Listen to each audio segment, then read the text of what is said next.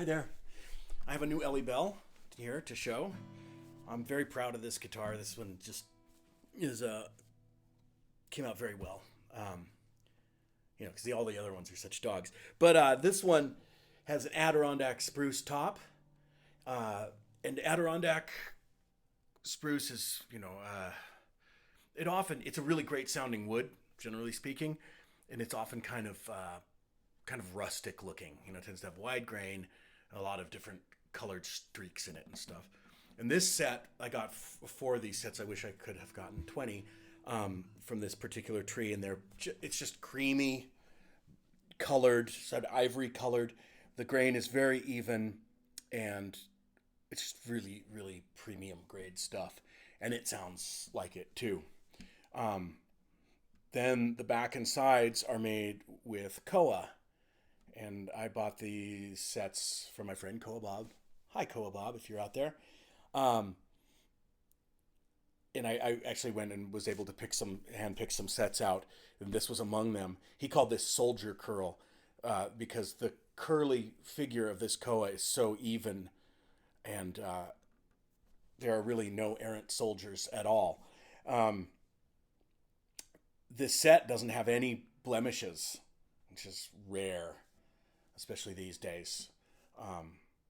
But the koa, in addition to being very beautiful, this particular set was really, it was on the dense side for koa, and it had a really nice ringing tap tone.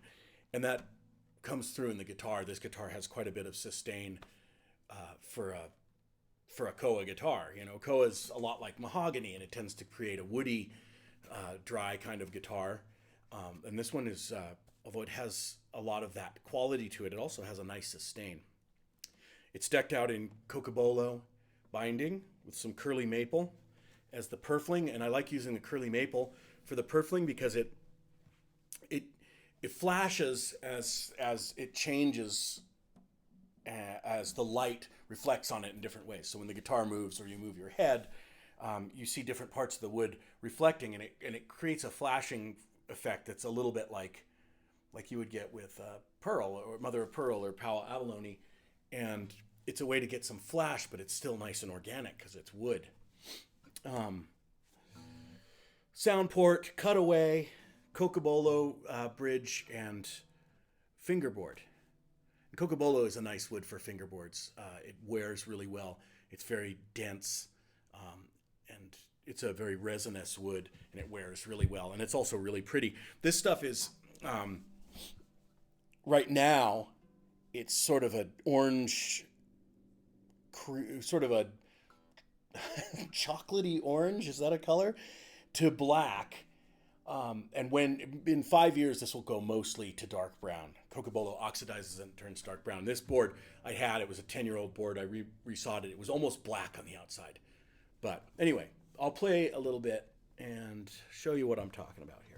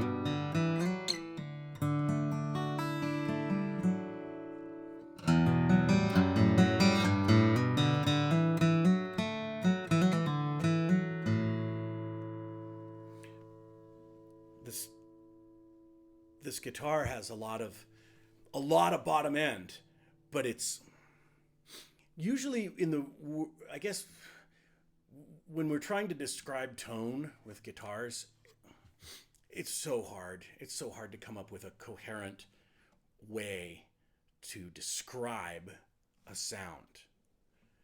Now, I would say that this has a big bottom end, but it's tight.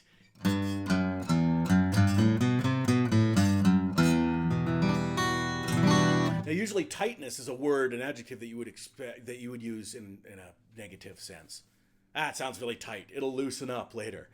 But what I mean by tight is that it's not, it's, the notes are very pronounced and distinct from one another. There's really good note separation. And aside from the design that I can give to an instrument, the wood choices are really important. Good wood is not going to make a good guitar, but a good design is not going to make a good guitar either. You have to use both good wood and a good design. This particular wood has this conciseness in the tone. This Adirondack spruce. It's a rather dry sound for spruces. I would say, spruces run everywhere from being sort of like spectral and crystalline in the top ends to being very fundamental and tight. And this is more on the fundamental side. And it's also, I've been working steadily towards getting my guitars lighter and lighter.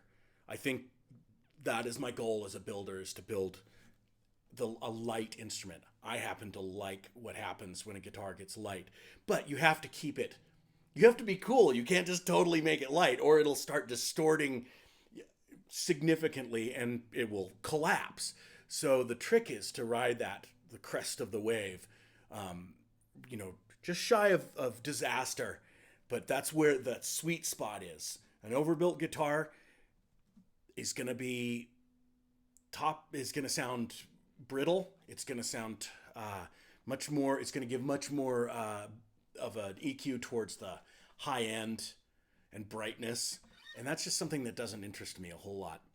The richness of the tone starts happening when you get your tops super light and you're treating them like a membrane, like a drum head, and they're stretched over I like to think of it as a bat wing. You've got this membrane of wood stretched over a very carefully constructed set of braces. With the EllieBelle, this particular model, I'm really happy with where I've arrived. I have a fairly specific bracing pattern that I use. I'll tweak it a little bit given the qualities of the wood, but they're all, coming out pretty much the same now. I made maybe 20 of these now.